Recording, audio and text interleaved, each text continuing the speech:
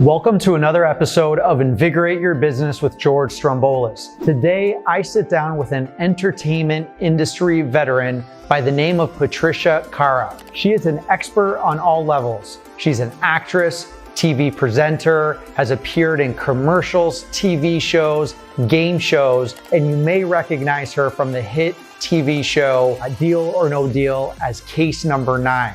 She recently published her own book that gives tips about everything in the entertainment industry, what you need to be successful, profitable, and to present yourself well for a long career in this space. So get ready as we sit down with Patricia on this episode. My name is George Stroumboulis, and I'm extremely passionate about traveling the world, meeting new people, and learning about new businesses. Join me as I sit down with other entrepreneurs to learn about their journeys. This episode of Invigorate Your Business starts now. So we're going to jump into this right now. Let's do it. I am sitting here with an industry veteran in the entertainment space, right? Actress, model, presenter, has done everything for several years, right? A long time. A long time, right?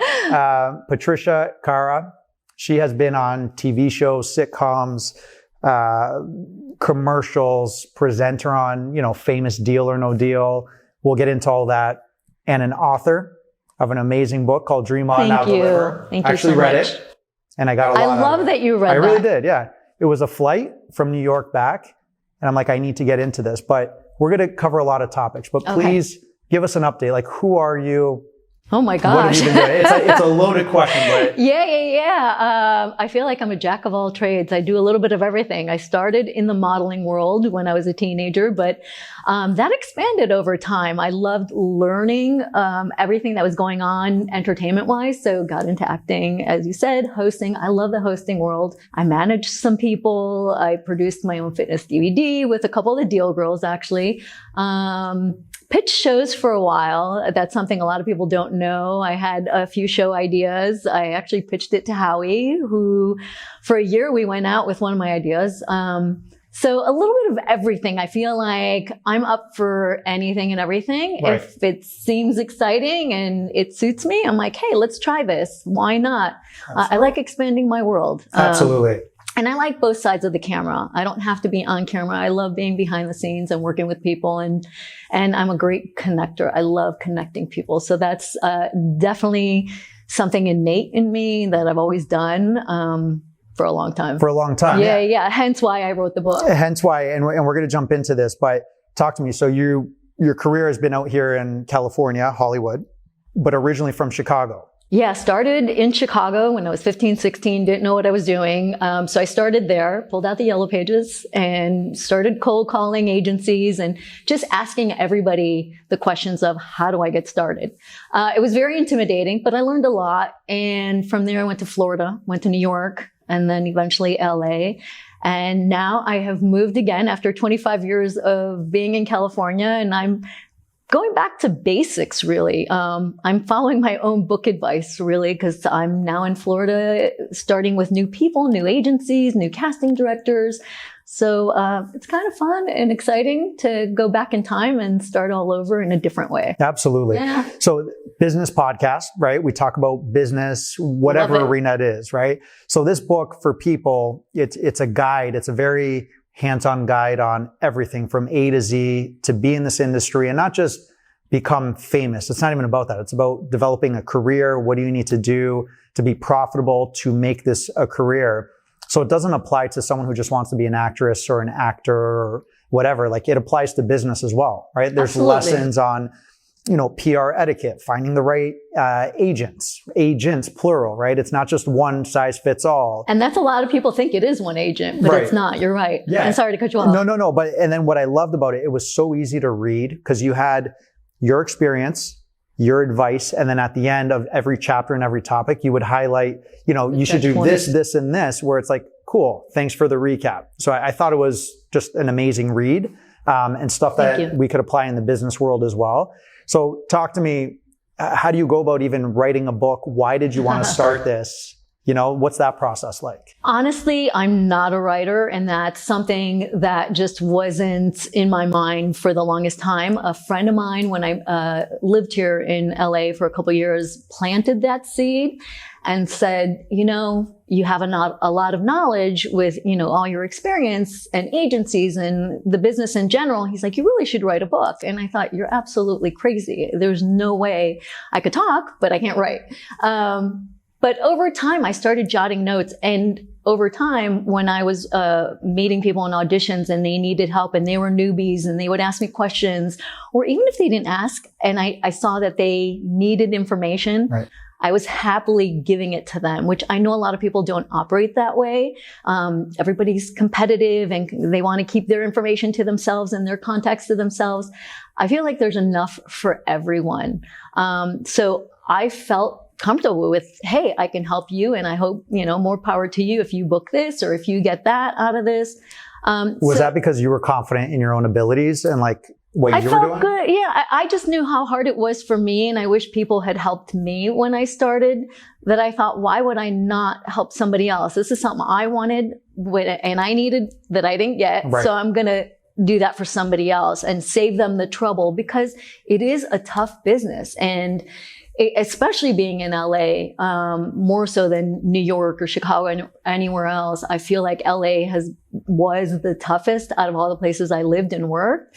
So if I could save somebody from being scammed or, those difficult times or those difficult, whatever the case may be, I'm happy right, to help them get through that and think about all the things that could come into play that they should be aware of, save them the time and trouble and maybe even money, because there are a lot of scams that go on. Right. So, and then once I was on Deal or No Deal, people started approaching me even more than they did before. I would get approached like, how do you get started? And so by the time Deal came around, it was just such a regular question that I thought, I need to put all this information in a book. And it took me forever to finally get to that point. I would say it was like 20 years in the making, 25. And the last few years is when I finally said, okay, enough. I need to do this and get this. I'm tired of saying one day I'm going to write a book. So I started following through on those steps. I'm like, girl, get it together and start helping people. Yeah, it's amazing. And so you just launched this year, right? 20 years Correct. In the making. Yes. Finally get it together. Yeah. Over 20 years, what you went through, is it a different world 20 years later, or do these rules still apply to get into the space? Some rules still apply, but the business is always evolving. So you have to think about it. I mean, even auditions, I talk about that in the book. That's evolved with COVID itself. Like, you do the self-tapes now. Everybody is all about the self-tapes, even though everybody's gone back to, most people have gone back to the office. Not everybody has in the casting world. So now you do the self-tapes, and that's our world now. Sometimes they'll have meetings. It's very rare that you can go and audition in person. Oh, really? Yeah. So that changed a lot during COVID. Before COVID, there were self-tapes, but it was once in a blue moon. Now that's the norm. So audition, typically you go in and there's a table of producers, casting directors, all this stuff? Correct. Well, the initial, when you do your first audition, it's you and the casting director. Okay. One-on-one camera. One-on-one. Okay. The callbacks, if you're lucky enough to make the cut for the next round, then it's producers, directors, whoever else, the clients, depending on which area you're working, whether it's commercials, film, TV, whatever it is. All of a sudden there are more people in the room and you're auditioning for a slew of people. So that's changed now. There are some callbacks that they do in person, but now they even do it through Zoom. So it evolved. Is that cheating? Can you really deliver? It's different seeing someone. It's hard. Right? I personally like the old school way. I personally like being in a room and being face to face with somebody. Right. I think there's only so much you can do on camera. It's just not as personable. So yeah, I know it saves people a lot of time and money and driving to the audition, there are a lot of things. There's good and bad to everything. Absolutely. But personally, I'm old school and I love that way. And I wish we would go back to that, but I get it. You got to evolve with the times. You've got to do what you've got to do. Absolutely. So this book is dedicated to your mother, which is amazing, right? So you did that, you wrote it, you brought it out here. Have you already heard back from people who are trying to get in the industry? Like, what's the feedback you're getting already about the advice? I've been getting a lot of good feedback, and even from people that are not in the entertainment space, that they're like, oh, I can apply this in my business world. Totally. And it can be applied to your personal life too. I talk about rejection. I talk about self-image. I mean, rejection, we all go through it all the time. Yes. In our personal lives and our professional lives. Even after you have an agent and you even book the job, you get some form of rejection day to day, and it's how you deal with it. It's how you frame it in your mind. Over time, you have to really think about it and go, sometimes it has nothing to do with you. There are other factors that you don't understand. You don't know what's going on on the casting side of things. So it may have nothing to do with you. And sometimes you think it's rejection and it's not. I've had auditions where I didn't book it, but down the line, those same casting directors, agents, or clients remembered me for something else. I just wasn't right for this. Right. But it showed itself down the line. So people forget, and I think we get in our heads quite a bit. There's a lot of self-doubt. There's a lot of fears, and I get it. We all have it. But at some point, you need to realize, look, do your best and keep moving forward and not harp on those situations. You're like, why didn't I get it? Oh my God, I could have done it better. We're all guilty of it. But over time, you get a little stronger, a little bit better, a little bit more confident. And that takes practice like anything else. Absolutely. So it's building upon that and just always keeping your eyes on the ball and just keep going forward. You had shared a story about a casting director. You went in, you got rejected, and you're like, F it. Next week, you went back in for something else. I had heard this story, but like, have you always had that I'm going to succeed attitude? Like, was that your upbringing? Like, where do you have that confidence, or is it fake confidence until you make it? Like, interesting. I think I got a lot of that from my mom. My mom was a very, very strong woman and just did what she had to do. And I think that's where I got it. To be honest, I think that's where it came from. I never really thought about it until I wrote this book.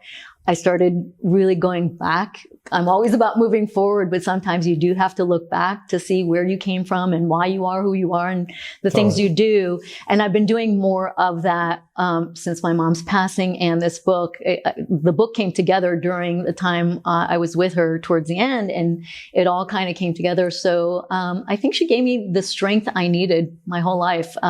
There were times where I would think, oh, this is so tough. How am I going to get through this? And then I thought, here's my mother who came from Greece, didn't know the language. She was a single woman, abandoned, abused, and came here and raised 3 daughters on her own. I'm like, if she could do all that, my problems are trivial. Like mine, I can get through these little things that I think are such a big problem. So I would look at things that way from that lens. She's a hero. Like, are you kidding me? So it really, I would have to remind myself, because I mean, we all love to complain about all kinds of things, but over time I was like, what are you complaining about? Like, your mother's struggles were a whole different thing. You can get through this. This is nothing. And so that would actually drive me over time. It really helped me and my mindset to go power through and just keep going. Right. And figuring it all out. Absolutely. So so you're 15 when you got into this industry. I have 3 young daughters, right? And when they start getting to that age, if I have a 15-year-old daughter coming to me and say, Dad, I want to be an actress, right? Or I want to be on TV. Like, obviously I'm going to support anything that makes sense. And you're going to put, like, when you're 15, how did you even know that's what you wanted to do? And then you go and grab like the Yellow Pages. So to the younger listeners who just Google what Yellow Pages were. It's the Google of back then. Yeah. Physically had to go and find, but like, how did you know that's what you wanted to do? Like at 15? So when I was 4 or 5 years old, people used to ask me, what do you want to do? And I always would answer, I want to be a singer and a dancer. Like that's what I wanted to do. I wanted to be a performer. I wanted to be in the arts. I didn't know it was the arts, but I was a performer as a kid. I can't sing to save my life. I did end up dancing over time. Down the line, I went to school for dance and theater. Okay. But by my early teens, I would see magazines of like Kathy Ireland and Rachel Hunter and Christy Turlington, Cindy Crawford. And I was like, wow, I want to do that. But it wasn't about like the fame of it all. It was about like, I just knew I wanted to be an entertainer. And I didn't know what that all meant until I looked into it more and more. And the more I did look into it, the more I was fascinated. And I was the class clown at times too. And at home, I would be the one to make my mom and my sisters laugh. That was me. And it was always a very natural thing. So it just grew from there. And, like I said, I didn't know anybody in the business. So I had to, where else do you go? But that's what we had was the yellow pages. And I looked up agencies and would just cold call. And it was very intimidating and got a lot of rejection. But, over time, I started thinking about it. I'm like, of course I'm going to get a no, but eventually I'm going to get that yes. Oh, you already had that mindset. In my mind, over time, it just got stronger. Initially, it would take me about 10, 15 minutes to even pick up the phone to dial, because I would have these conversations in my head of how it would go, and it would scare the hell out of me. Right. But then I kept working on that. And the more you start making the calls, the more comfortable you are. And then you learn for the next time. You're like, okay, the next time I make that phone call, and if they say this or that, what is my response going to be? So I would just practice and do it over and over and keep going. And that helped. And then when I moved to Florida and eventually New York was great for me. New York was a whole different feeling. The business was different. And I actually, at that point, I built that muscle that I could take rejection, and I got rejected and I would still go back. How many years into making the decision? So, I ended up going to New York about 24. Okay. And honestly, there were times I would call an agent and they'd be like, no, actually the one guy I remember was so rude to me on the phone. And he's like, no, you have to be this height. You have to be this, you have to be that. And I was like, okay, when are your open calls? Cause you could go in for a time frame to meet with the agents. I hung up the phone and I was like, all right, I'm going to show up to the office, because I feel like face to face is a different thing. You can tell me whatever you want on the phone. Walked into his office. We hit it off. He ended up taking me on. I ended up booking quite a bit with him and built this relationship and this friendship with this person that totally blew me off on the phone. It was actually very rude. Which most people would have buckled under that and be like, all right, on to the next. And that's when New York taught me to just really power through. Yes. I had a little bit of that in Chicago and Florida, but New York really, I really got into it, and I was very focused, and I was not going to let anything get in my way. At this point, I'd been doing it long enough that I was like, all right, we got this. We're going to, this is for the long haul. This is longevity for me. This is what I'm going to always do. I don't know anything else. I don't want to do anything else. This feels good. So I just had that frame of mind, and that's what kept me going.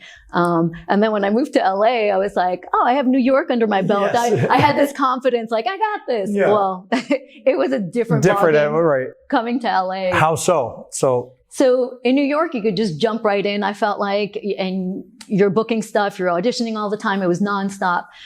But by the time I came to LA, it takes a couple of years to really get people to know you. Like, they want to build a relationship with you.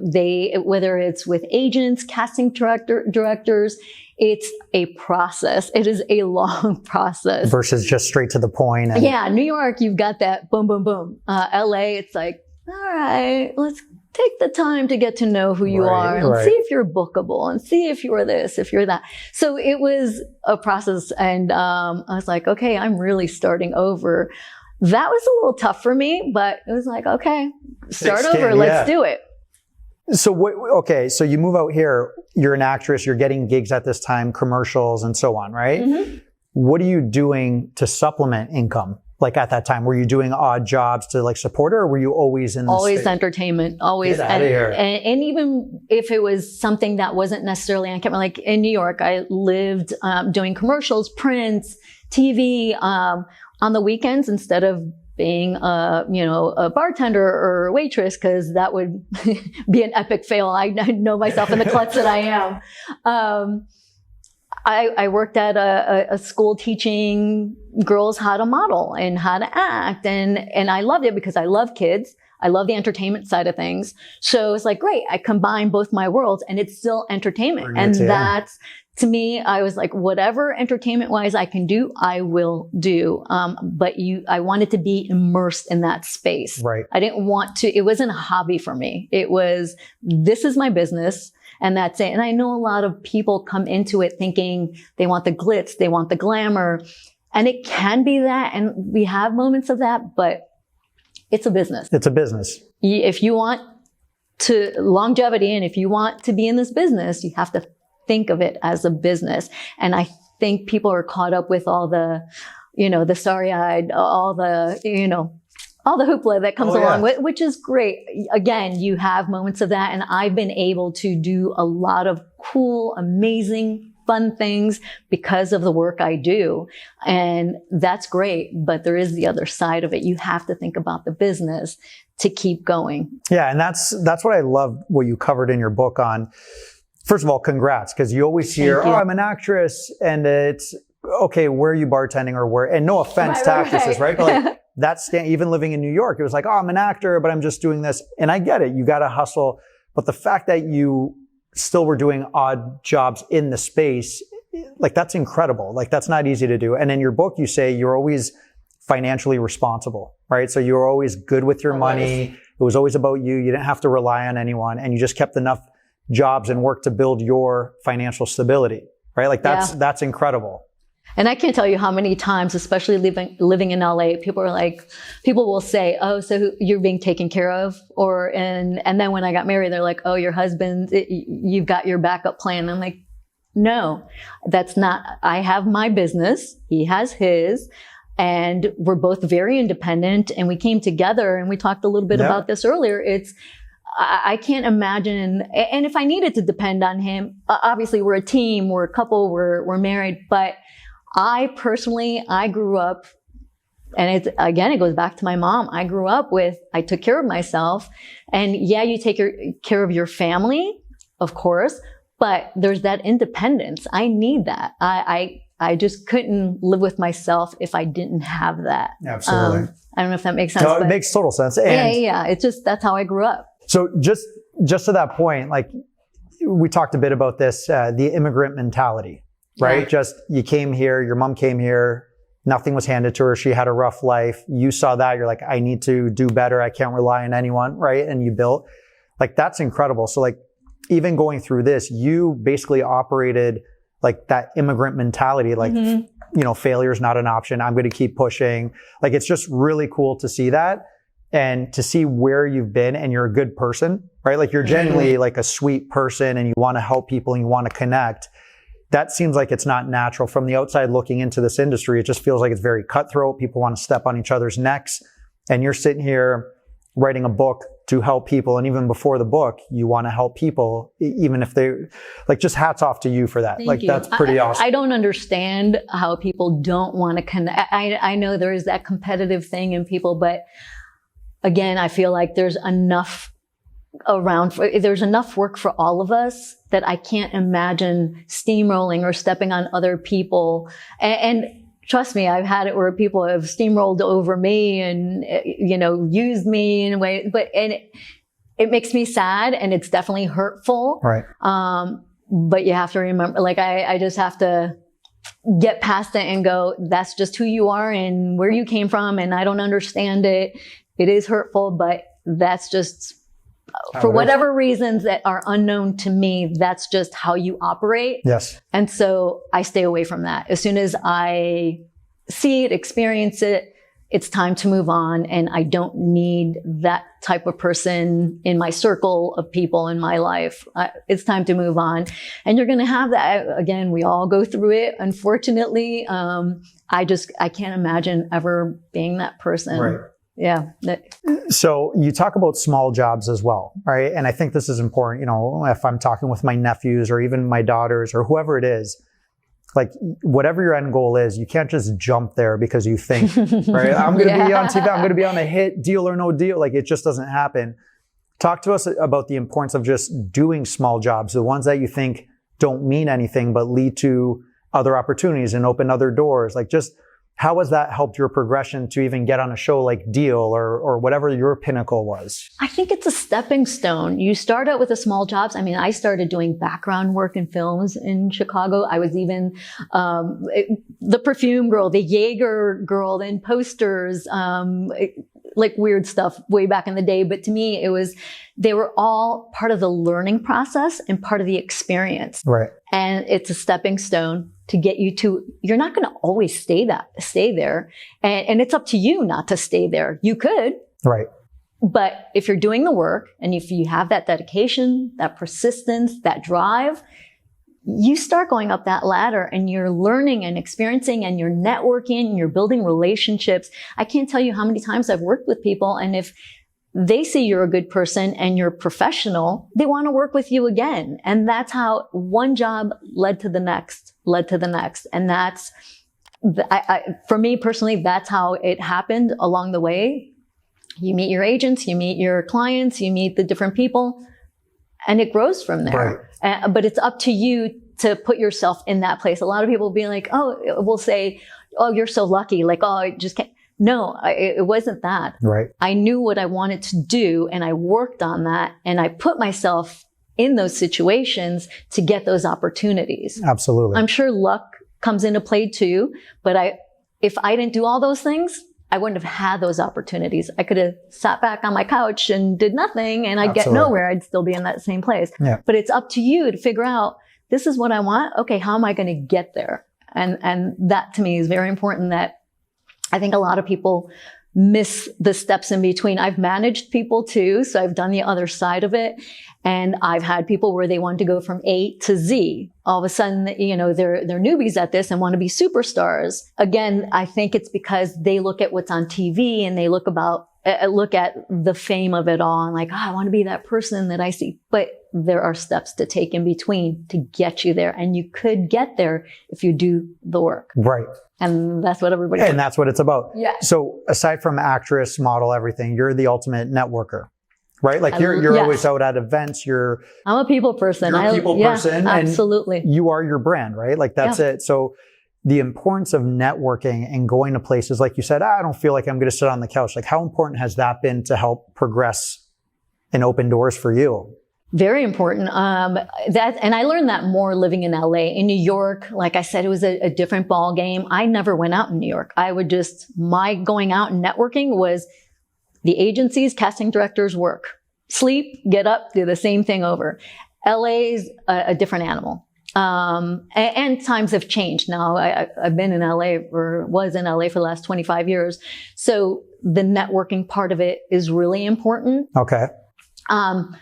But there's also the party aspect. So you have to be conscious of not getting caught up in all the events and this and that. You have to remember this is part of your business too. The networking and the events and all of that comes in. But don't forget your day life of, going to the agencies, getting to the auditions. Remember, this is what it's all about, is your work life. These other things could help you along the way, those relationships and bonding, because people do remember you and will consider you for things. Right. Just always maintain your professionalism and not lose yourself, because LA, again, it is a different animal and you could get caught up in it. Right. So just kind of rein yourself in. If you start seeing yourself detract and get distracted and you're getting caught up into the party of it all and that sort of thing, you have to really be aware enough, be self-aware enough to rein yourself in and go, what is my purpose? Right. What am I doing? Like, so you're saying in LA, again, from the outside, there is a dark side to this world as well, right? And there's people are always trying to monetize off each other, take advantage, false promises. Like, it's a dirty industry. Every industry has its negatives. Yeah.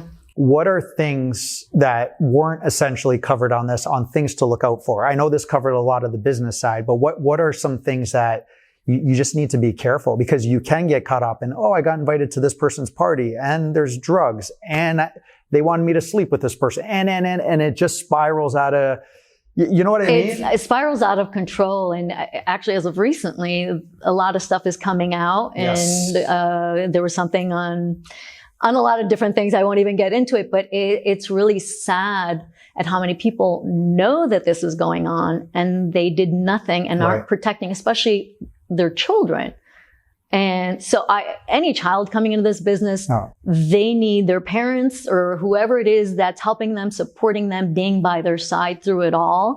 I was lucky. I had a sister that was 8 years older who went through everything with me. She was my biggest cheerleader. Amazing. And she was like my second mom. And so she was with me through it all. So I was lucky I had that. Yep. For any children getting into this, I really feel like you need an adult to be by your side. I'm going back to what I was just watching, and I'm thinking, how did this even happen? How were the parents there? How wasn't somebody watching? And especially on sets, they're supposed to have somebody right that's watching everything. A lot of people drop the ball, and so what is it? Do they just get blinded by the fame, the money, the glitz, and they're like, oh, they have the best interest of my kid? Because you see it even in sports, right? Like it's sad. And like kids in general, and you see all this crap coming out, like you only have one chance for them to be pure, right? To protect them. And then to know years later that this child was violated. It's just, again, we don't need to go down that path, but it's sad, but like that's it happens. The industry, and unfortunately that happens all the time. Sadly, glad it's coming out, and hopefully that's a message to parents that do have their children into this business. Guide them all the way. Do not leave their side. You can step out of the room and something can happen. So I don't care if anybody tells you, no, we need your child in here alone. No, this is my child and that's it. I'm the parent and I'm protecting my child. And whether you have something nefarious going on in your mind or not, this doesn't matter. I'm being protective of my child. And bottom line, that's it. That's great advice. There's no way around it. Absolutely. And even if you don't have an adult, you need somebody there. I think they need that guidance. Yep. And even when they're older, people need support. We all need support at any age. There are things that happen to, how many times you hear stories about women? We all need that support. And I always think, even if it's your friend that can, it's kind of, I go back to, and I know this is really weird and going back to, like when you go out with your girlfriends, or when I go out with my girlfriends, I will never leave my girlfriend alone if we're out and about somewhere. That's your girl. That's just who I am. I would never leave a friend behind. Yep. Even if I just met you through our pareja, our group, I would never, ever leave anybody behind, whether I know you or not, and you're part. I am going to be protective of you because things happen. Yep. And I would be beside myself if I knew something happened and we were together and I could have done something to help you or protect you. Yeah. That's just who I've always been. And so I'm always with my friends. If they stray, I'm like, hey, where are you going? What are you doing? I may sound like a mom, but at the end of the day, people need that. We all need somebody to know where we are, what's happening, and just watch out for each other. To me, it's such a simple thing. Absolutely. Watch out for each other. It's not about being, possessive or it's just watch out for each other. It's so simple. Avoid things. If you can. Like that's just how I grew up. That's great advice. I've always done that with my friends. I've done it in the business world. I've done it in my personal life. You watch out for people. Yes. And that's just a rule we should all live by. It would be great. So here's like this younger generation now, right? It's instant gratification. Yes. Right? It's dating's become easier. You swipe and you date. Order food, you swipe and you get your food. You want to watch something instantly. It's a Jetsons age. It really is, right? So you have that quick access where everyone thinks it's easy. Everyone wants to be celebrities. Everyone wants to be famous. If they're working at a company, they want to be senior vice presidents. And like, there's no more progression in these smaller jobs to get there. Like, what advice do you have for people that are getting into the space that's a younger generation? Like, social media is coming into it and people think they're famous through social media and they deserve this. Like, it's got to be interesting from your seat seeing this, right? Like, it's a whole new wave that you never grew up with. It's a whole new world. And it's a tough one too, because no matter what you say as an adult to somebody that's younger, they look at you like you're being my Thanks, mom. Mom. Yeah, I get a lot of that. And I try to talk to them as a peer more than I'm just, it's the way you talk to them. It's hard to explain it, but trying not to sound like the mom, but more of their friend. Yep. whether they listen or not, that's a whole other ballgame. Like when you see, for example, you'll see a beautiful woman, right? She's showing it all out there. She's getting clicks. There's all these OnlyFans where they're making money now. Like that's short-lived. You know what I mean? Like, and again, I'm saying because I have daughters, it's like, that cheapens who you are instantly, right? If that's all you're offering. Like obviously there's jobs and stuff that require that, but if that's all you're offering, like it's going to be short-lived, no? And it's interesting because in the entertainment world, like one of the jobs, one of the clients that was looking at me for, it was a Greek product and they wanted a host for their Greek line that was coming into the States. And they saw that I had a calendar out from a couple of years back and they looked at my swimsuit shot, almost didn't hire me because of a swimsuit picture. And it was tame. Nothing like what you see out there. What's the standard now for, Yeah, it was very tame. It was my calendar that I put out. It was during Deal or No Deal, like I think after the first Deal or No Deal version that was out. And they almost didn't hire me. But because of that, and they told me afterwards when we were working together, we're in Greece and we're working on this infomercial and they're talking to me and they're like, we almost didn't hire you because, and I was floored. It was, really? I said, really? You almost didn't hire me because of that, which was interesting. And this is something I've never talked about. The first person they went to was Maria Menounos. Really? Okay. And she turned it down from what I understand, what I was told. Yeah. She had a swimsuit stuff out too. She had been, I believe, FHM or some of those things too. But they wanted to hire her, and I get it. And she's a big name, I understand. But it was really interesting because the swimsuit stuff didn't make a difference to them. Yeah. But for me, they're telling me, we almost didn't hire you because of it. I'm glad they ended up hiring me. It was a great job. I loved working on that job. I ended up going to Greece to work, which was so incredible for me, and New York, and we shot huge, here in LA. So it was such an amazing job. Loved it, but it was interesting to hear. That's why, right? But people do look at your social media. If you want to work in this business, they're definitely looking at your social media. I've been in castings where they're on the phone looking at stuff as I'm auditioning. Jeez. And they're looking on their phone and they'll just look up. And they'll bring up random stuff. Like I had one audition where they're like, oh, so you're married to an ex-football player. I was like, yeah. I'm like, how about my audition? Yeah. Right. But it's funny. They do look at that stuff and that could make or break. Plus, like politics, opinions, what you're putting out there, I'm sure that comes into play as well, or no? Yeah, all of it comes into play. I personally don't put all that stuff out there. That's just me. Smart, do what you need to do for yourself. I try to stick to what I know and what works for me. And I stick to my work. And, I put some personal stuff like, going out to an event. I don't know, random little things, but nothing. But you're not preaching or anything. No, nothing like that. Do what you need to do, but honestly be aware of your image that's out there that stays out there forever. So that's something to be conscious of if you want to continue working. I'm sure some people have continued to work without, being that mindful. But for me personally, that's what works. That's what I feel good about. I could put my head down on the pillow at night and feel comfortable with what I have out there.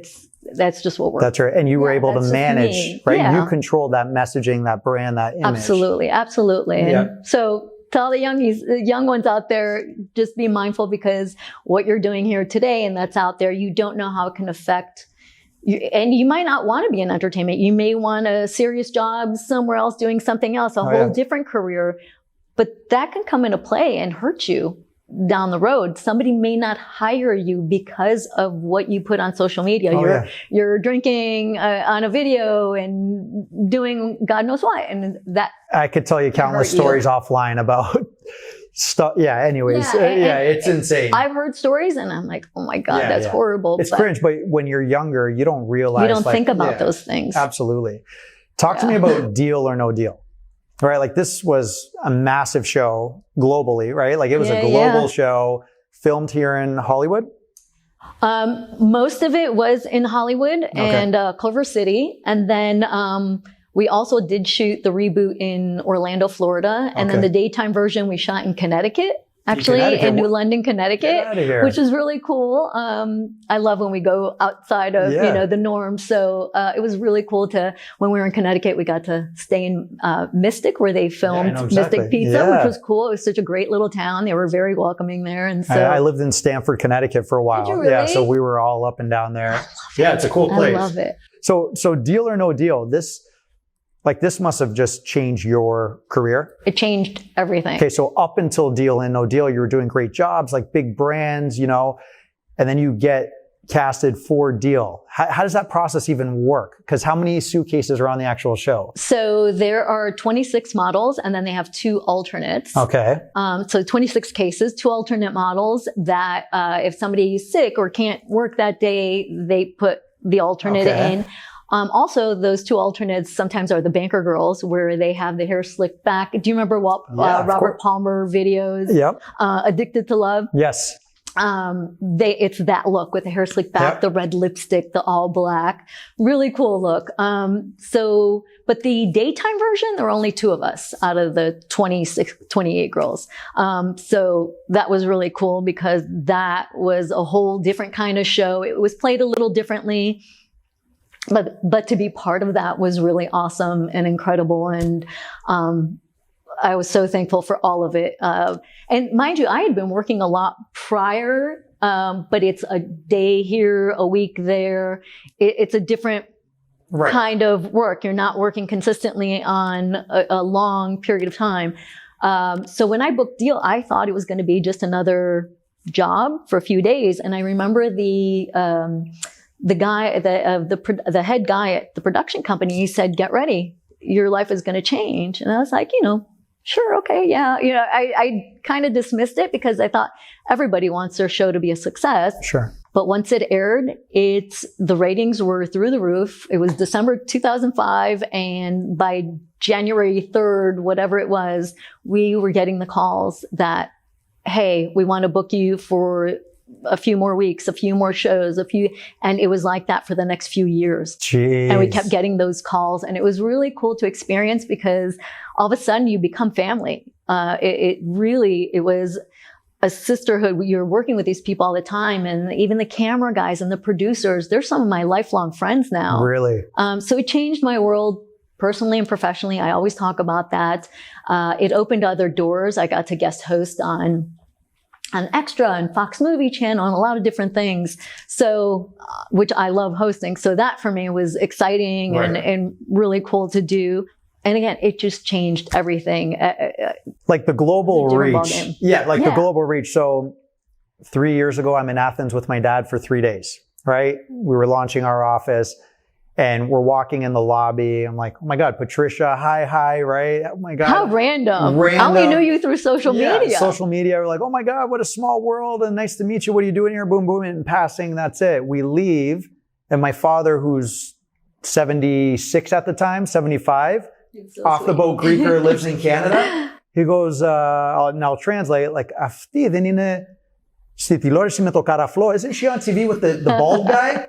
Howie Mandel. Yeah. I go, yeah, how do you even know, like, Deal or No Deal? He goes, nah, she's either case number 7 or 9. I love that he knew that. I swear to God, I'm like, okay, stalker, like, pump the brakes, Angelo. But it blew my mind, like, and he was like, that just a small, but what a global reach. And I remember asking him, like, how do you even know? He goes, "Oh, we watch it, and your mom's always like, oh, that's the Greek girl. Like, my mom knows that." So, like, even culturally, like, it's such a cool thing, right? So like, talk to us. It becomes a full-time job for several years, right? Like, it was a full-time gig. It was amazing. How does that even work when you get on stage and you're there? Like, one episode, what are the logistics? Like, you show up, like, just walk us from start to finish. Like, really crazy. A 1-hour show would take 4 to 6 hours to tape. Think about it, all the technical stuff, the lighting, you have an audience that they've got to bring in. You have the contestants and the family, and then Howie and all the women getting ready. So it was a long process. Sometimes things happen in between. We did the commercial breaks too. So it's a long process. And things happen. If a briefcase falls or gets knocked over, they have to start the game all over again. And that didn't happen often, but it did But happen. why? Because the case would open and people could see it? Yeah. So you have to legally, it has to be, even if it didn't show, if you didn't see, because I actually was one of the people that dropped that case. And you didn't get fired. Okay, that's good. Thank God. It was actually on the reboot. And I couldn't believe my case I didn't even hit it. I think I was dancing and the floor it knocked it off. Okay. The case didn't open, but it had fallen down, and I guess legally you have to start over. So they have to take, everybody had to walk off stage. They had to take the cases, go backstage with the cases, reshuffle everything, and start the game all over. Were they booing you like in the crowd or what? Everybody was really shocked. They're like, you're the OG. Like, really? Yeah. You knocked the case over? I was actually petrified. I'm like, oh, they're going to hate me. They're going to kill me. But funny enough, the contestant that was playing, his whole backstory was he has a black cloud over his head. And that was his thing. And they talked about it. This changed his luck, and he ended up doing really well on the show. Like he did good. Okay. So you ended up sunshine. You were the sun, yeah. I'd like to think that. Yeah. But, Nobody else said it. You said it. That's of course, it's me saying it. But he ended up doing great. So I didn't feel as bad. I mean, because I was feeling really bad. Right. I felt guilty. That's great. You just cost the network. I mean, think about hundreds of thousands of dollars. It does get expensive. It's time consuming. There's a set schedule, and anything that happens, it's like, oh, that's going to cost us a little bit more now to redo all that. But luckily it worked out. He played well and he went home with some money, which made me very happy. Which is good. Is it exhausting though? Like 6-8 hours, like you have to be you're on camera. People at home need to see like energy from you. Like, is that exhausting? Okay. So the other thing I didn't mention is, a 1 hour show takes 4 to 6 hours, but then we're doing 3 shows a day. So we would work 18-hour days, sometimes 18 to 20 hours. So they are long days, and being on set, there's in between, like I said, on commercial breaks, we have loud music. During the show, the audience members are really loud. And then once we're off stage, after our case has been called, we would sit backstage, and it's high energy backstage too, because we have a TV set and we can watch the show in real time. So we're screaming at the TV as if we're at home. So there is a lot of high energy. So when we would finish after whatever days, how many days we were working, it was sometimes 3-4 days, I would go home and just the next day be in bed, not take any calls, put my head on the pillow, blanket over my head, drained, and just try to like get that buzz out of my head. Because I wouldn't sit down. I was one of the people on set that if I sat down, I would never get back up. So I would keep going. Right. And I would just move around all the time. I wouldn't take my shoes off because you can't put them back on. It's hard. Like your feet swell up, and a lot of the girls would do that, and it was hard to get back up. So I was like, I'm not going to be that person. So what is it? Just a lot of caffeine, or like? In the beginning it was, and they have, the craft service. So we would eat and drink a lot of coffee. Over time, you start realizing this is not good. Right. And for the long haul, you can't keep doing that because you'll crash and burn. So I started personally, I was like, okay, I'm not going to do coffee. I'm going to do tea instead because my body feels better on that and you don't crash with the sugar. I'm not going to have the taquitos today. I'm going to have an apple instead. So I started shifting how I would do things. It took me a long time, and certain habits are hard to break. I'm a chocoholic, so I would be like, eating away. Better than tequila shots in between breaks, right? Good point. I would actually take chocolate and microwave it and let it, really random information here, but I microwave it and eat it like a soup. I was such a chocoholic. Are you doing ridiculous. A cookbook next? Is that going to be your main? I actually would love to. I just can't cook. I like to eat. All right, well, microwave your chocolate. We got to try that. Yeah, it's actually really good. I know a lot of people love putting their chocolate in their freezer. I'm the opposite. Melt it. And eat it before it turns to melted. I could go on and on about this topic because I've gotten better. Right. I feel like I could go to Chocoholics Anonymous. Yeah. That's your guilty pleasure. That's fine. Yes, it's good. It's good. I know. Got any chocolate? Yeah, I love. You know what? We will for next round. No, don't do it. Don't do it. So talk to me so you have all this, like your Brado. I want to hear about Howie Mandel. We got sidetracked. I love sidetracks. This is amazing. Like after you got on the show, when did you realize like, oh, people recognize me? Like it would go in spurts. There were some people that kids sometimes would be like, oh my God, that's number 9. That's Patricia. And I was like, oh, how cool they were, That's cool. And then I had a few people that were like, my friends' kids. I went back to Chicago and they're like, Patricia's going to come over today. And they loved the show. So they were excited. So I rang the doorbell. They opened the door. And the kids were right there and they looked at me kind of like, huh? And you're in a big parka jacket. You're like, wait, what's up? And they're looking past me and they're like, where is she?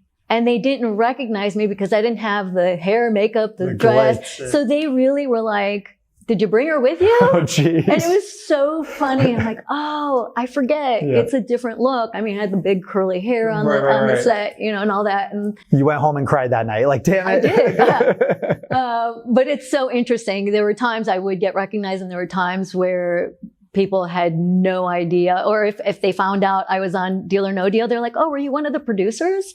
And to me, that's a compliment. Right. I love that. But it varied. There were certain girls or certain models that were recognized off set. They looked the same. They looked like that's how they looked off stage or in their personal life. Right. So it was a little different. Okay. But yeah, it was like night and day. But it was night and day. You look the same. You're great. Let me ask you, so the business side of it, every time those 3-week increments or they kept renewing your contract, yeah. How cutthroat was it? Were certain models cut and others brought in? Good question. Have not been asked that before. Yes. Okay. So I would say about when we first came back, about a little more than half of the women that were on came back. They changed out some for different reasons. Some didn't want to come back. Some, I think they didn't quite grasp, like some people didn't get the show in the beginning. It was really new and they're like, I'm not feeling it, or weren't comfortable. Like they microwave. Oh my God. You're back to the chocolate. You see? They microphone 6 models throughout each, when they're eliminating the cases. Okay. So some of the women are not comfortable being on camera. They're models. They're not necessarily actors So that was a big thing. They weren't comfortable. So some didn't come back for that reason, or they weren't, whatever it was on either side, whether it was the producers who let them go or casting, whichever. Great diplomatic response so far, right? Versus they just sucked and they got I don't think anybody sucked. I don't think you can, but, well, maybe. But yeah, it was none of that. So they would have a lot of changes. The whole time, I mean, the first version of Deal or No Deal was 4 seasons, and they were casting throughout those 4 years. Oh, wow. They continued casting. So, I mean, if you didn't want to work or didn't care to be there, or for whatever reason, maybe you got a show or something else, you can go because they had a replacement always ready. There were a lot of people. Once there was that height of the show, everybody wanted to be part of it. I had friends that called me up. They're like, hey, is there any way you can get me in? Or, and I would happily, I had a few friends where I'm like, hey, you need to see her too. And they would audition her. And it was up to them at that point. I had nothing to do with the casting process. But I was like, yeah, I will definitely bring your name into the mix. There's no reason why you shouldn't be here.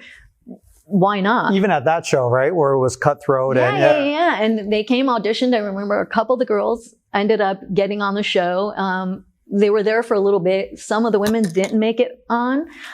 Again, it had nothing to do with me, but I was like, yeah, you're my friend. Of course I'm going to throw your name in there. I would love to work with my friends. So it was pretty cool. Yeah. It was great to see all the women that came through. Some I knew, some I didn't, some I'd worked with before. Some are now still my close friends. Right. And I see it through your socials too. Like it's a family, right? It really is. It really is. Did you, like in the team that kept on going season after season, like you're an OG there, right? Like people know you. When it came to contract negotiations, was it take it or leave it type of thing? Because there were people, or did certain models have clout to demand more? Nobody had that clout. Nobody had that clout, right? Yeah. Nobody had that clout. Everybody was paid the same. Yep. And each year they brought us back. The girls that came back, they gave us a little bit more. And then the newbies had to start where we started. So there was that. They're the only ones that the rate was different. So each year that we were there, they gave us a little bit of a bump up. Right. But there was no, there was somebody else waiting in line that would happily take your job.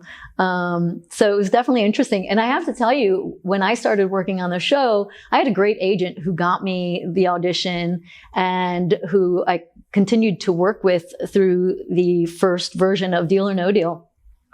And at one point he said to me, he goes, I don't think the money's that great. He's like, I don't think you should do this anymore. And this was, I think, going into second season. He's like, I really don't think. Oh, and I said, I appreciate you saying that. But I really love my job and I love what we do. And I have a good feeling about it. And I'm going to ride the wave and stick it out. And, I appreciate your feedback and I get what you're saying. And I agree. But I want to stick it out. One of the best decisions I made, trusted my instincts. And I talk a lot about that in the book, about trusting your instincts, because then I ended up getting the syndicated version, which the pay was better.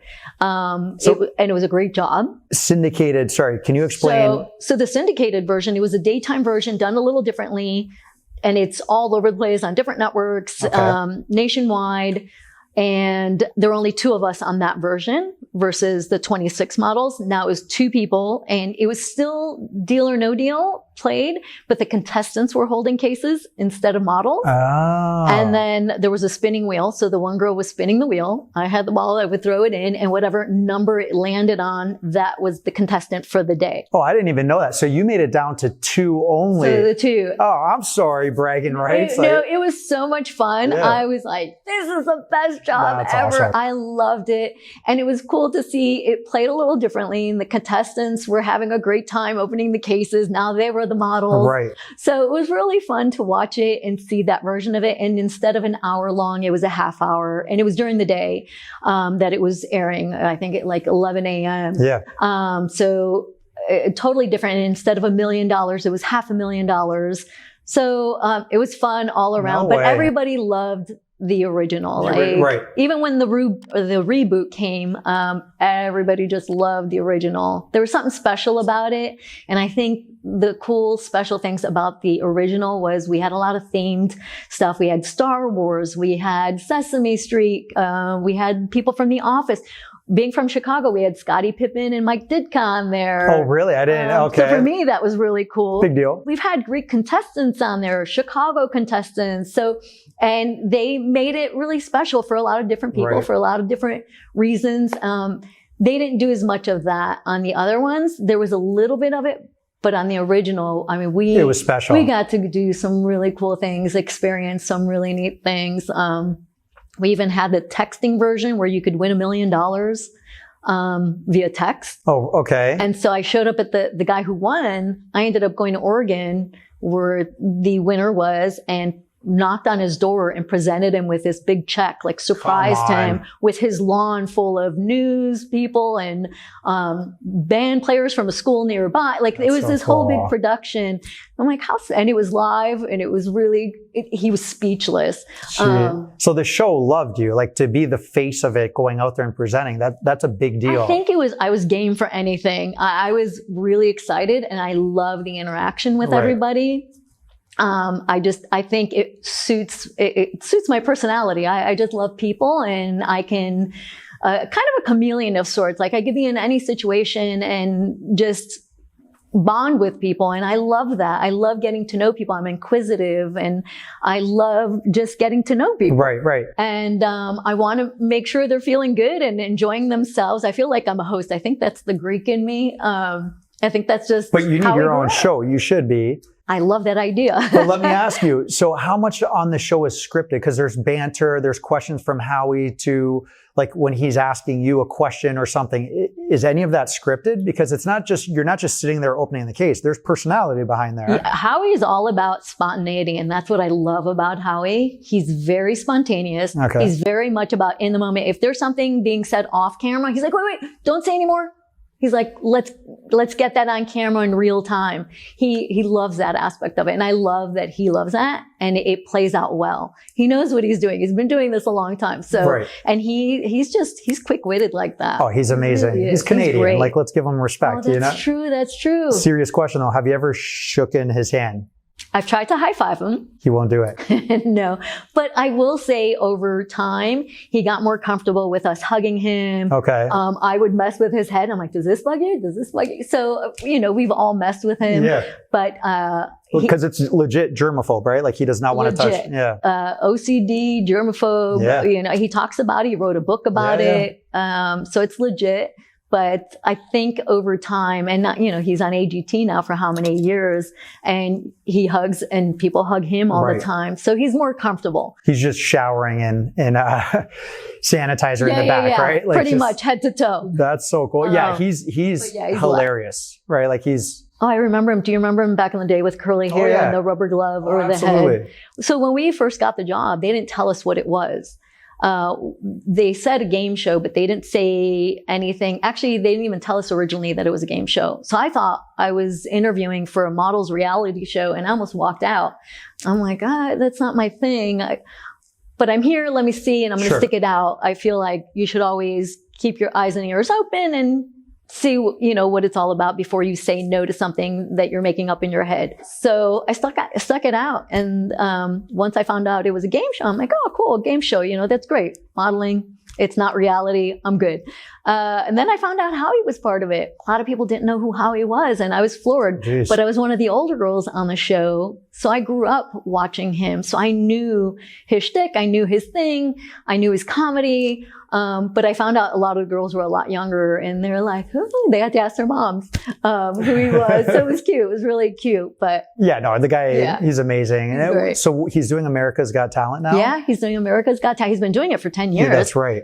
He has his own production company. He has Deal or No Deal Island that he's executive producer, not hosting. Okay. Podcast, I see. A podcast. Yeah. So he's got a lot going on. He's a busy man. And I think that's part of his OCD thing, where when we were working, we would work all these crazy hours, and then he would fly to do his stand-up comedy and then fly back to do our show first thing in the morning. So he was going. And I'm like, you're like the Energizer Bunny. How are you doing it? Because it's such a high energy job, and to keep going. Oh, he's the face, right? Like he's got to be on. And that camera roll, like he was on it. He was so good and professional and on it. How is it when the camera's off with him? Like, is it just like, all right, I'm normal? Like, how is that? I would know when he was tired, but he would never say it or complain. He was not that person.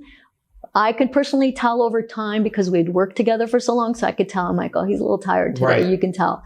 But he never let on in any way. He never made it known, which was really cool to watch. Like, true professional. Absolutely. That's awesome. Which I talk about in the book, like be aware of your surroundings and everybody that works on a set. Learn about the other aspects of the job, because it's not just about you. It's a team effort. It's not about the models. It's not just the contestants. It's not it's everything collectively.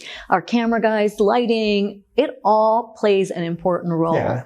And the more you learn about it, down the line, you might be like, I don't want to do this anymore. I want to do this side of the business or that side. That intrigues me more. And I think the more you learn, the better it is for you. Expose yourself to everything, right? Everything. I think it's... Absolutely. Even if you don't end up doing any of those jobs, it's important to know the team effort that's happening and how a show gets put on. Yeah. If that's the field you're in, whatever field you're in, you want to absorb as much as you can and learn about it. It just makes you better. But that's a good statement there, but you even said right down to the cameramen. Most people wouldn't even mention them, but you know what? You care about it. It's part of the production. They're people too. Like it's the whole crew, right? I loved our camera guys. We were great. I actually worked with them on other shows. It was really cool.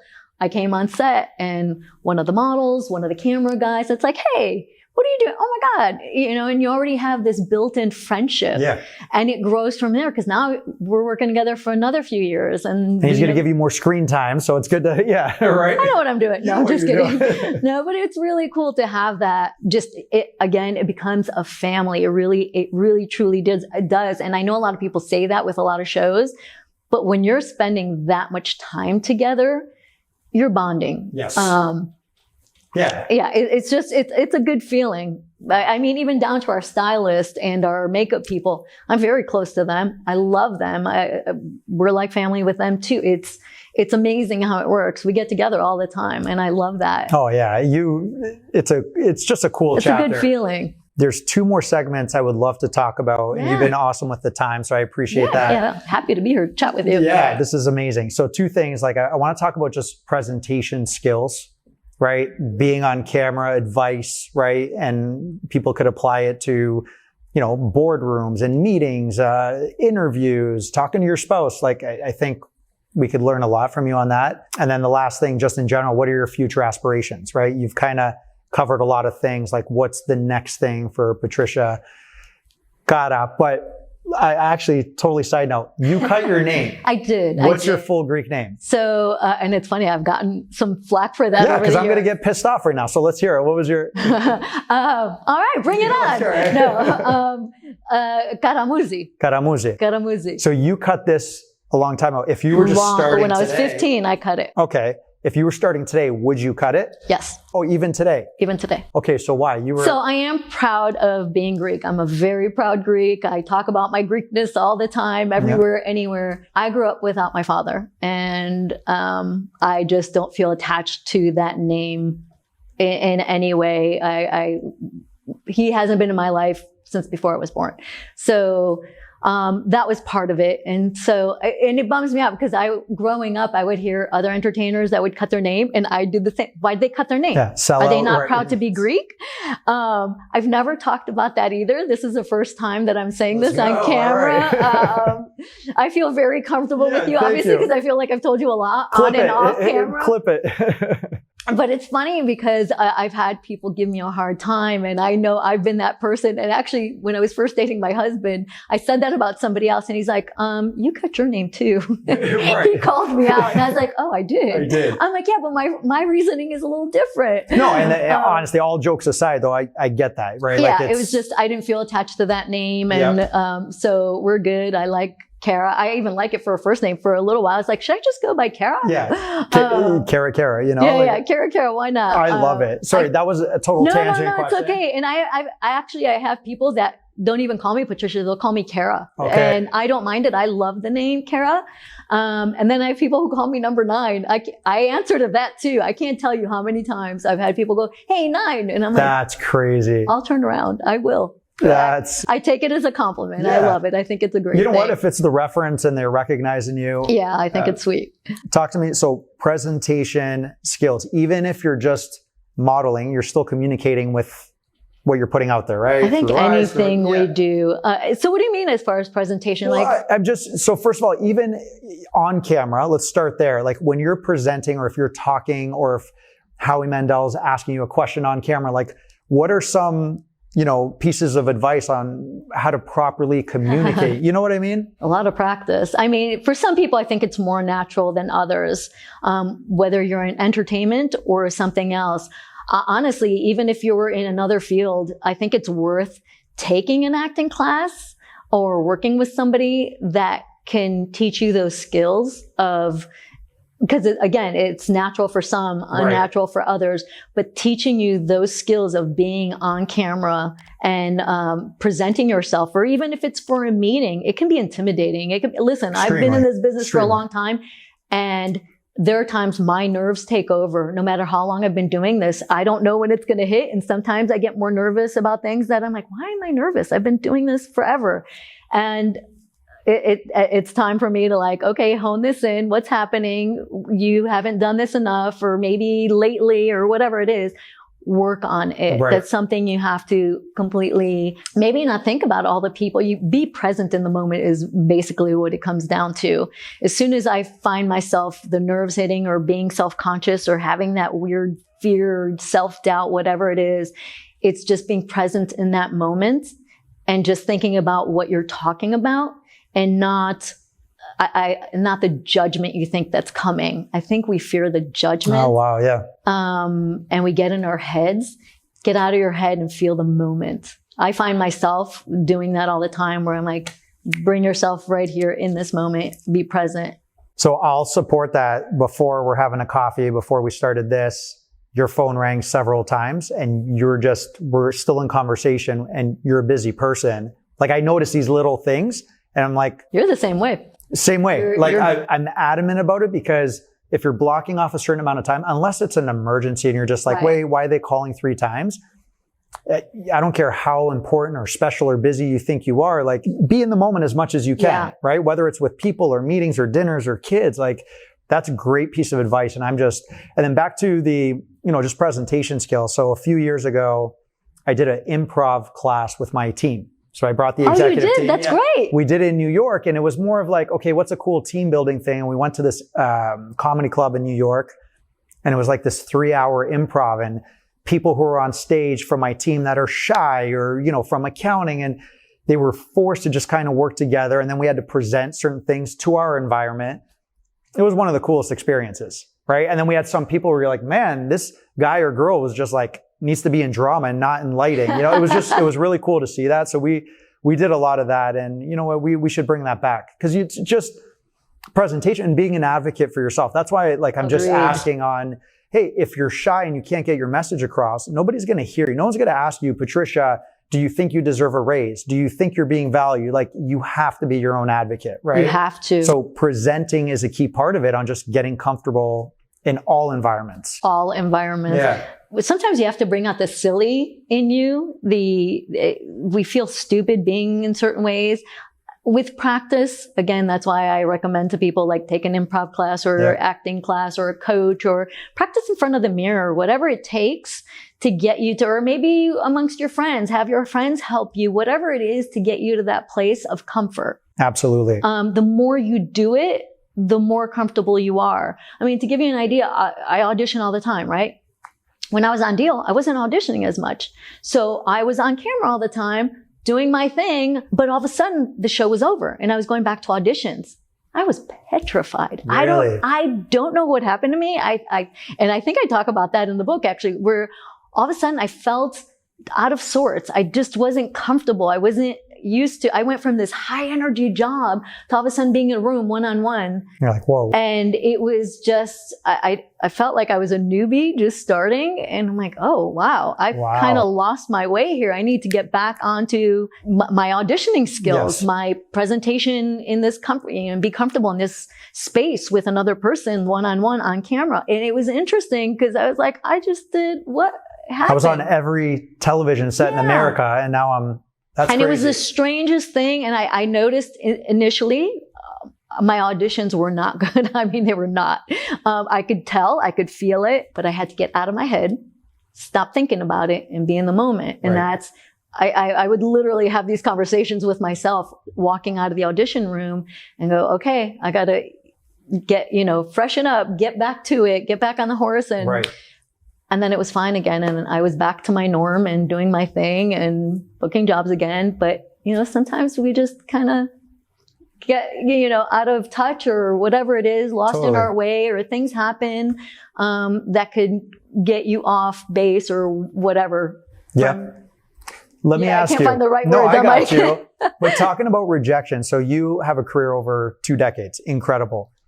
But for people to understand, it's not, you're going to hear a lot of no's in there. What does that really mean? For every 100, take your average over 20 years. For every 100 auditions, how many yeses did you get? Oh my God. I just had this conversation with my husband the other day. Okay. Because one thing, when I started in this business, I had a bazillion auditions and people started asking me that weren't in entertainment. They were like, well, how many auditions do you get a day and how many do you book? And I never looked at that. I never counted. I would write everything out. I have a schedule book that I write everything out. But I was never one to look at the statistics. I thought that would bring me back. It would probably depress me if I really looked at it and thought about it. But we were talking, I was explaining to my husband, I'm like, when I was going through my audition process, I would get asked this all the time. But honestly, I just focused on the next audition, the next, okay, I got a job. Next. It was always about next, moving on. And that's the way I looked at everything. So I don't know how many no's I got. A lot. That's all. A lot of no's. More no's than yeses. I got more no's than yeses. And then eventually over time, I got more yeses than no's. Oh, wow. And I think what helped was, listen, people could smell desperation when you walk into a room. People could smell or they could see it when you're not as confident or if you're nervous. It's telling. There are times you just can't hide it and people see it. Well, if you're doing it consistently and you're doing it over and over again and you're more comfortable, all of a sudden you're not thinking about it and you're not here and you're not thinking about the judgment, then you're going to do better. And then you move on and you're already thinking about the next thing. I was already thinking about the next audition and focusing on that instead of going, oh my God, how did I do? Oh my God, was that good enough? Oh, I could have done it that way. I could have done it this way. When you stop all the nonsense and just stay focused and continue doing what you know you should be doing, the yeses start coming. And then all of a sudden it's like, oh, what was I even, thinking about back then? Like what? You forget about all that. You're picking what your time is going to be and not. Right? And it comes together. I think momentum helps. When you have that momentum, you're using your instincts and you remember rejection has nothing to do with you. Well, it could, but overall, rejection sometimes has nothing to do with you. You never know what the reason is for getting that rejection. If you put those together and you keep moving forward and do your thing and do your best, that's all you can do. And then things fall into place. I truly believe that. Yeah. And I believe that because that's what I did all these years. And when I went off a little bit and did something different and wasn't as confident or didn't, keep looking forward, is when I noticed, I'm in my head again. I'm not getting those jobs. I'm not moving forward. I'm not looking at things the way I should be, or tapping into your experience. Tapping into all of it, that combination. And as soon as I go back to that, I'm good. You're good. Yeah. You mentioned your husband. Yes. Right? I'm fitting in before we talk about. No. Go ahead. So your husband, former NFL player. Correct. Right? Yeah. You're successful in your industry. He's successful in what he's doing. Just talk to me how that is coming together and supporting each other, right? In two different careers. But supportive, right? Two different careers, but it's amazing how much our worlds end up colliding. So he's been in the sports world forever. I've been in entertainment. And I can't tell you how many times our worlds have overlapped, but it's great also because they are different. Like I'll hear him talking on the phone, doing his business. I've learned a lot from him and he's learned a lot about our world and hopefully he's learned something from me too. We'll have him on next. Yes, please do. I would love to hear. But we always end up talking things through. Like I can't tell you how much I used to always go through my business by myself for the longest time. I would talk to my sister, but my sister didn't know this world. I would just, she was my sounding board. She was my soundboard. Sure. So, but with him over time, he would give his take. He's a businessman and he would give his take. And I appreciated that. Sometimes I agree with him and I'm like, oh, I didn't look at things this way. Okay. And there are other times where I said, nope, trusting my gut. This is how I feel. I needed to hear somebody tell me something else for me to go, no, I think Absolutely. I got this. Yep. So we're good like that. I feel like at this point, we both work a lot from home. So now it's like we're across from each other. His desk is there and my desk is here. So we're really, you can't divert his call when he's looking at you. You're like, shit. Yeah. So it's really interesting. But again, I feel like we've learned a lot from each other and our worlds come together in some ways. And it's really been great for us. I think over time, we've been together 20 years. So, it's a learning curve. You're first starting to learn each other. And then over time, it's not always smooth sailing all the way in every aspect, but over time, like we get each other, we know each other. We're both very independent, but we're also both team-minded. So we know when to like, okay, you got this, or okay, I need you. Yeah. So there's a lot of that between us, which is incredible. Great. Yeah. And I love who he works with and the people. I've gotten to know all his people that he works with. He's gotten to know my people. And sometimes there's crossover in some ways. Like I know I might hear something in my world that they need something or someone from his world.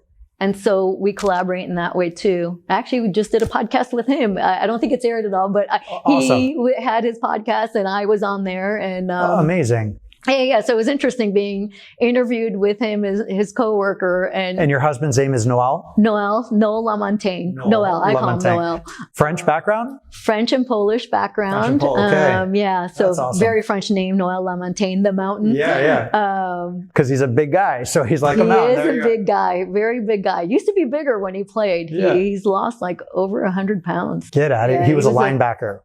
He was an offensive lineman. Okay. Jeez. And so when I met him, he had just shrunk down. I remember people giving him a hard time. And I was like, why does everybody keep talking about your weight? What's happening? But I found out that he used to play and he had just dropped a lot of weight. And I was like, oh, okay, that makes sense. He stopped eating 10,000 calories a day to maintain. I have to tell you, our first few dates, he was eating the salads and I was eating the burgers and the pizzas. And I'm like, what's going on? I'm like, this just...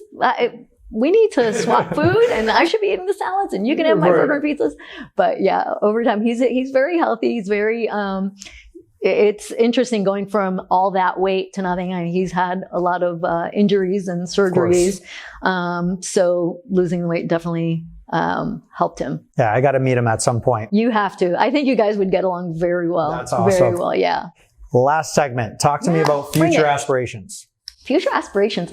So with moving to Florida, I just moved and I feel like I'm going back to basics and starting over. I think I might have said that earlier. I'm excited because I'm open to opportunities. I'm very excited about the book because this has been my baby for a long time. There are other things that are coming into play that people are approaching me with, more about talking to younger people, teaching, which I'm intrigued, but I still am working as a model and actress and host.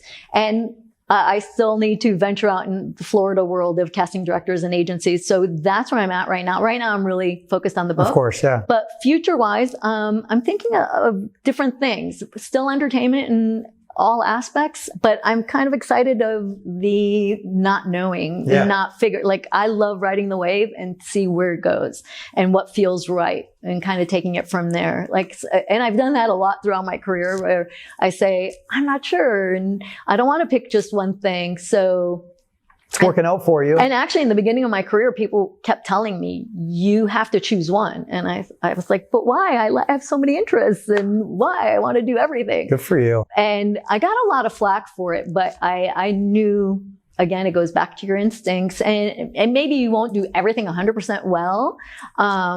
But look there's so many entertainers now that it's okay to cross over. How many people are singers, dancers, models, actors, doing it all? They have companies, they're alcohol brands. Yeah, it's amazing. So I love that. And I just want to see where it goes. Amazing. Yeah, thank you. And talk to me, this is basically a full-time job right now. Yes, it is. And I'm loving it. Right? Bringing it to market. How have you been marketing this and where can the listeners go and support this? I got mine on Amazon, just FYI. Yeah, it is on Amazon and some bookstores. I know it's out in bookstores as well. And honestly, I've been doing all the promo stuff myself. Haven't gone through a publicist. Okay. I talk about publicists in there and maybe at a later time, but I'm enjoying doing the PR and marketing. I love that stuff. I do it for my friends sometimes. So I'm enjoying it, doing it for myself. It is a lot of hard work. Right.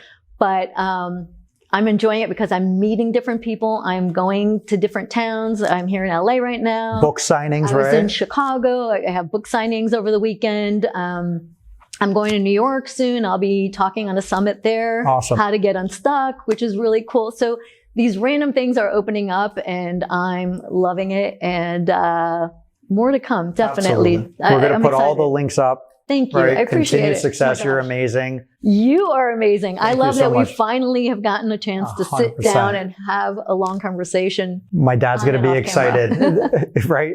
Number 9 with the bald Say hi guy. to Baba. I will. Baba, you heard that, right? Thank you so much. Thank you. Such a pleasure. Thanks for listening to this episode of Invigorate Your Business with George Stroumboulis. Please hit the subscribe and like buttons and follow me on all the main podcast streaming channels. Also, please share your comments when you can. I appreciate your help in expanding this network to a worldwide audience. Until next time, stay invigorated.